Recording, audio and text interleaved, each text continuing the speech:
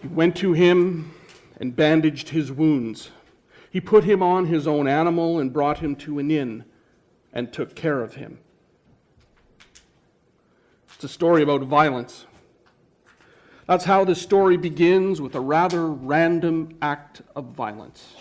We don't know the man's name who was beaten, robbed, stripped, and left half dead in the ditch. He's simply one of those anonymous victims that are heaped up on the sidelines of the evening news every day. It's a story we've heard before, a story we've become familiar with and accustomed to. 4-year-old girl shot dead in a road rage incident in New Mexico. 20-year-old son charged with murdering his mother in Mississauga this week. Teen arrested in Britain for stabbing a classmate. Kentucky, a fugitive who killed a police officer is later killed himself in a shootout.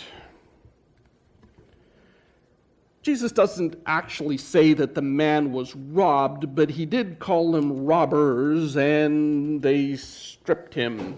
It's a pretty safe assumption if you've stripped someone of all their stuff. And if you have ever been the victim of violence, you can testify to how exactly that feels. You feel stripped, violated, your dignity and sense of security ripped away, and leaving you exposed and vulnerable. We're told that the stripped man lies in a ditch, half dead. His life story isn't over yet, but it's half over. He's half dead. And with medical knowledge in first century Palestine being what it was, the second half of half dead wouldn't be too far away. So we're justified in thinking that this is probably the end of the road for the man who went from Jerusalem down to Jericho. The last word in the story of the man who fell among thieves. It's a story as old as humanity, and it's a story we've heard far too often. Of course, this is a Jesus story. It's a parable, and in parables, the unexpected happens. It's a narrative setup, a literary device to make us ask, well, what now? What happens to the guy lying half dead in the ditch? So Jesus continues the story. Now, by chance, a priest was going down that road. Notice that Jesus says the priest was there by chance. It wasn't there as some act of God. It was a coincidence. And then he saw him. Yeah, he saw him. And for a split second, perhaps he secretly wished he hadn't seen him. But no, he saw. And so he passed by on the other side. The man in the ditch, he can't do anything. What could he do? He's half dead. Priest, on the other hand, he could have done something. And he did. He passed by on the other side. His journey continued. The last word in his life journey hadn't been spoken yet. Why'd the priest pass by? Host of possible reasons. Maybe he was afraid of ritual defilement of a corpse. He was a priest. He wasn't supposed to touch dead things or dead people. Perhaps it was just plain fear. The people who beat this guy to a pulp may still be around, hiding behind some rocks, just looking for another victim. Maybe it was the shocking ugliness of it all. I mean, a bloody body in a ditch is not a nice sight. Jesus doesn't tell us the reasons. He's silent about that. But we don't have to be too creative in our listening to supply our own list of reasons why the priest passed by. There are our own reasons. Reasons all of us have given to ourselves as we passed by. A host of perfectly understandable reasons. But such reasons, whatever the reason, allows evil to continue in the story. Because of the reasons, Evil continues to have the last word in the beaten man's life. Evil rules. The man passes by on the other side, the priest having distanced himself from the wounded victim. And now the guy in the ditch is surely a little more dead than he was at the beginning of the story, because this time he's lost even more blood. Now another person comes down the road, excuse me, and he also passes by on the other side. He also bears within his life journey the possibility of intervening, the possibility of making a positive difference in the way the story develops. Yet when he sees the wounded man, he too passes by on the other side. Wouldn't we? What difference can one person make? We have to live, don't we?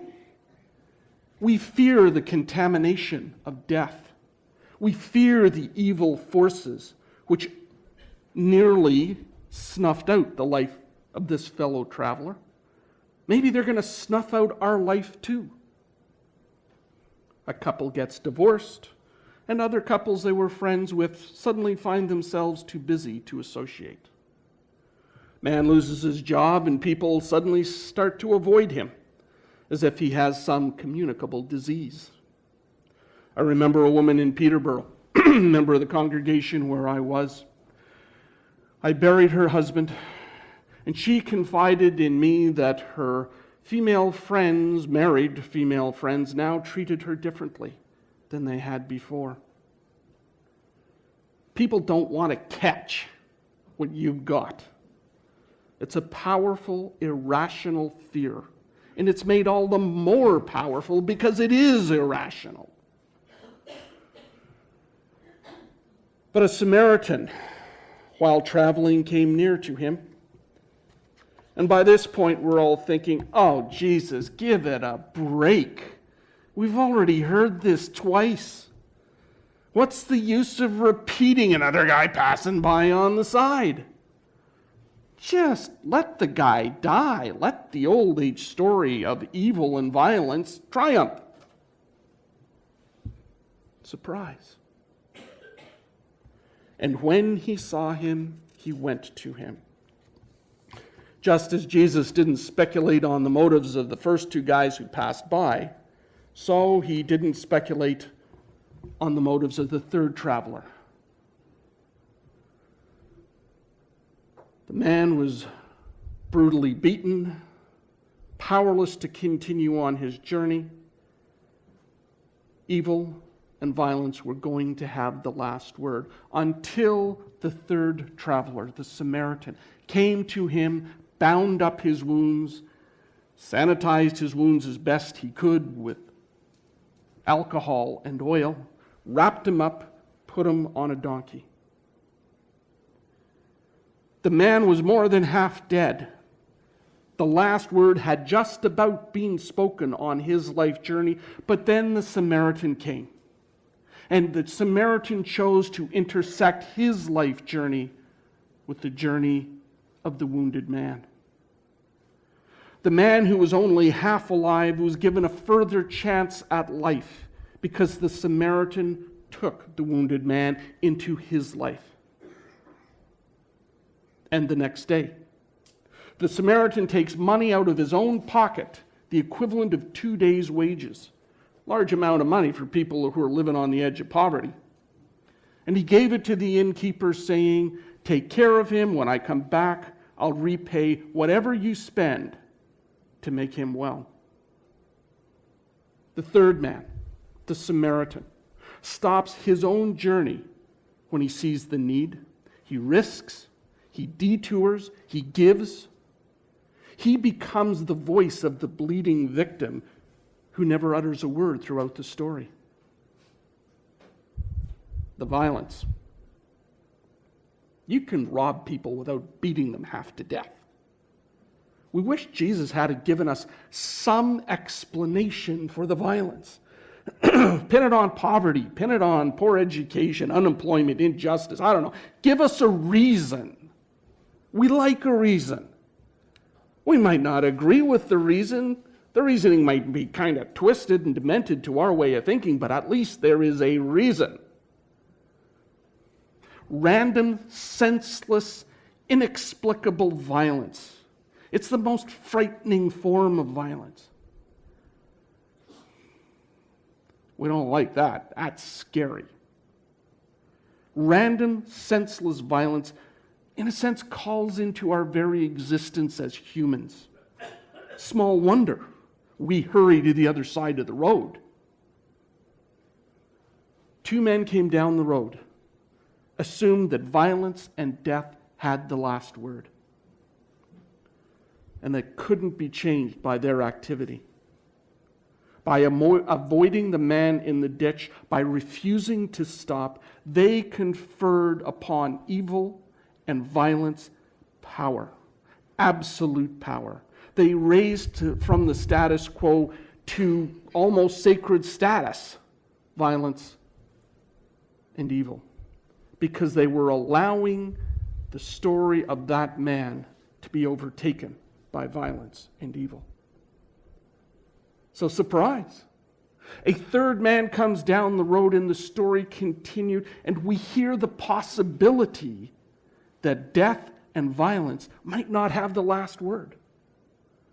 Now, the third man, as far as we can tell, wasn't much of a philosopher or a theologian or a psychologist. The Samaritan was a knee-jerk activist, the kind of people that drive me crazy. He sees, he stops, he goes, he binds, he cares, he gives. Like that. He refused to bow to the power which had disempowered the beaten man. Evil is real, evil is bloody, but by this story, Jesus denies it the final authority. It does not get the last word. We aren't told if the man recovered. He might not have. He might have died. Maybe it's irrelevant to the story. If the poor guy didn't recover, would it in any way have detracted from the intrusive power of the third man? I say no. Even if the man had died, we would still end the story in wonderment at the decisive, effusive action of the Samaritan. The third man stopped and he cared. A free, unrestrained expression, a clench-fisted, bull-headed affirmation that life and love will have the last word. Two people came down the road, chose to let death and evil have the last word. They didn't have to. They could have chosen otherwise. Too many Canadians are part of the majority who live their lives avoiding the victims of the world, who, when faced with hurt and pain, with evil and death, pass by on the other side of the road. But, thank God, there's that other third. Canadian soldiers who volunteer to go on peacekeeping missions, who volunteer to go to disaster zones to give aid. The Good Samaritans who step out of every crowd at every accident and natural catastrophe, who bandage the injured and make sandwiches and reroute traffic and donate blood. The neighbor who drops off the casserole, who cuts the grass for a family who has a sick member in hospital. The people who volunteer for the Cancer Society or work at the food bank or clean pots and pans at the soup kitchen. The list goes on and on and on and on. How people refuse to simply let the violence and evil and death of this world have the last word. Who, by their own actions, shake their fist and say, not on my watch. I'm going to make a difference for life. Thank God for Jesus. He sees us in our hurting, bleeding lives. He sees the specter of death hovering over us. He sees evil threaten to have the last word in our lives. And Jesus comes to us and he reaches out to us. He touches us, gathers up our souls, and carries us to safety. Because of Jesus, life and love have the last word in our lives and in the world at large. As his followers, as disciples of Christ, we are called to speak a word of hope and love and life to the people around us. The story of the man who fell among thieves on the way to Jericho, that story, that's our story. And how we write ourselves into that story will make a huge difference to the world and to our own lives. Let us pray. Lord, you give us eyes to see and hands to help. Save us from the temptation to pass by on the other side when we are confronted with the needs of others. Remind us of our considerable gifts for service towards others. Help us to remember how we were needy, we were hurting, and we were without hope, but you reached out to us. Help us to help others as you so extravagantly helped us. Amen.